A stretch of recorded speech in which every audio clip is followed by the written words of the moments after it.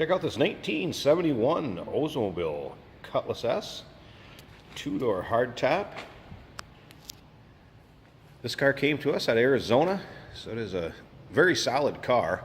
The folks that we bought it from, the previous owner, had owned this car for multiple years, somewhere in the neighborhood of 15 or so.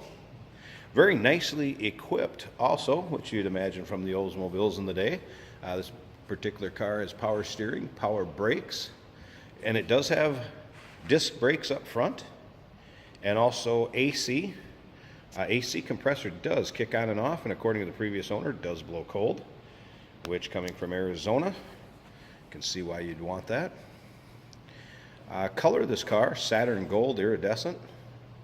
That is the original color that this car would have came in, number 53 in the data tag.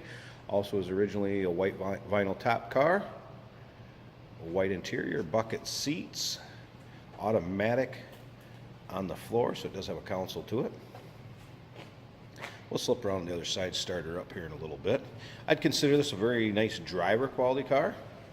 Just had a repaint along the line. Somewhere it appears back to that original color.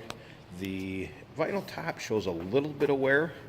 One of the things you'll get from the warmer, here, get down here, you can kind of see just a little bit, what you'll have from the warmer climate states. But the one thing you won't have is the rusty floor pans or holes in the floor pans. Check out the still pictures on this. You can see what I'm talking about. It looks like original floor pans, original undercoating on them. Those still pictures can be seen at uniqueclassiccars.com. You can also check out the engine bay. Under the hood of this car, 350 Oldsmobile Rocket, which would be the same size engine that it would have came with from General Motors, Oldsmobile division.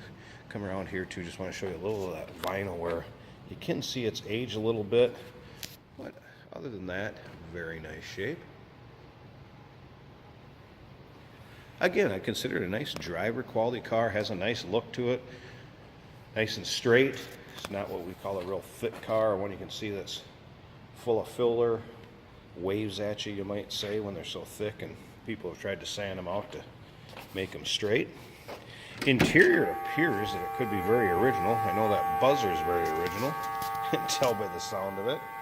The door cards, seats, a little bit of wear to them, but not bad at all. Especially, like I said, for what appears to be the original interior. Let's go ahead and fire this up. You don't have to listen to that buzz.